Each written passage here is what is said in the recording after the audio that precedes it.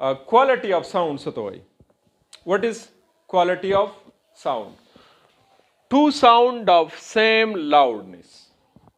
ګورئ دوه اوازونه چې د هغې loudness same وي, same pitch به هم same وي, but from different instrument. خو instrument به بدلی. The quality of sound relation زیات تر د میوزیک سره دی. لکه تاسو مخکې مو کتل, وروسته به بیا مو ګورئ. که فار ما تاسو ته وویل چې یو فرض کا یو سړی رباب غږوي, خواته بل سړی ستار غږوي, بل سړی خواته ناست دی هغه پیانو غږوي, بل سړی خواته منګی غږوي. اوس دا ټول سیستم چې روان دی نو تاسو ته پکې پته لګي چې دا سړی دا د ستار اواز دی, دا د رباب اواز دی, دا د منګي اواز دی, دا د دې څیز اواز دی. انسټرومنټ ډیفرنٹ دی خو د هغې لاوډنس او پچ سیم دی. څوک یې سیم دی لګه loudness.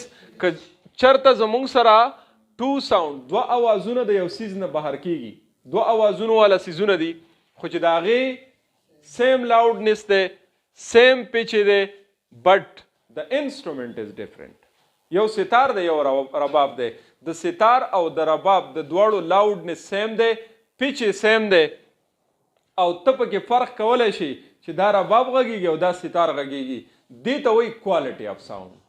This is quality of sound.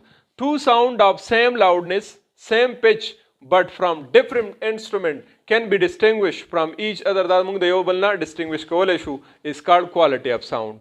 Amplitude by say laga same. Same amplitude means same loudness. Same frequency means same pitch. Frequency badadwado say same by. Loudness badadwado say same by. Matlab pitch badadwado say چې pitch او loudness same شو, it means frequency او loudness دواړه سری same دي, but waveform is different. خو د دې waveform به صحیح ورې waveform به د دې دواړو different دي. ښه دا ټول important پوینټونه دي, د ځان سره یاد ساتئ چې په quality of sound کې دوه انسټرومنټ دي, د دواړو pitch same دی, د دواړو loudness same دی, نو څه شی پکې بدل دی. خو موږ ته به پته لګي چې دا د دې سیز اواز دی او دا د دې سیز. دې distinguish دې differentiation ته موږ څه وایو quality of sound. اوس بدل به څه شي نو waveform به بدلی. څوک به بدلې لګه waveform is different. Sound from two different instrument, that is sitar and guitar. اوس ګورئ waveform ته وګورئ, quality or timbre different instrument دي. دی waveform ته وګورئ, دی waveform ته وګورئ او دی waveform ته وګورئ. د دیو امپلیچیوډ سیم دی, فریکوینسی سیم ده. تاسو امپلیچیوډ ته وګورئ که نه, د دې امپلیچیوډ ته ګورئ, دی خو وګورئ لکه دا د دې امپلیچیوډ دا دی که نه, د دې امپلیچیوډ دا دی او د دې امپلیچیوډ دا دی. که زه یو لاین دې ته ډرا کوم نو دې ته وګورئ امپلیچیوډ یې سیم دی که نه دی. ټیک شو, لاندې ورته وګورئ امپلیچیوډ یې سیم دی که نه دی. نو امپلیچیوډ یې څه دی سیم, pitch هم same دی, frequency هم same ده. frequency څنګه same ده دی خو وګورئ, د دې ځینه واخله د دې پورې دا یو وایبریشن شو که نه, د دې ځینه واخله د دې پورې دا ون وایبریشن شو, د دې ځینه واخله د دې پورې دا ون وایبریشن شو.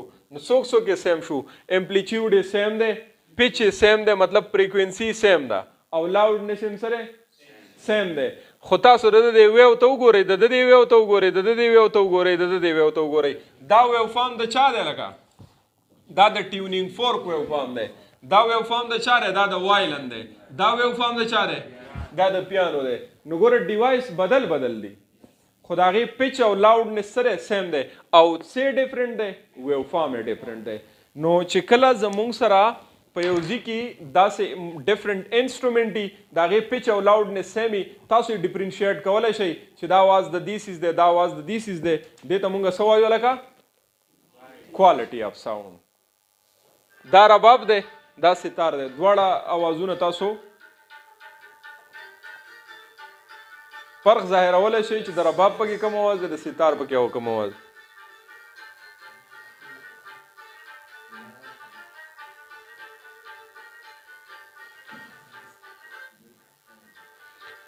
د دې او د دې اواز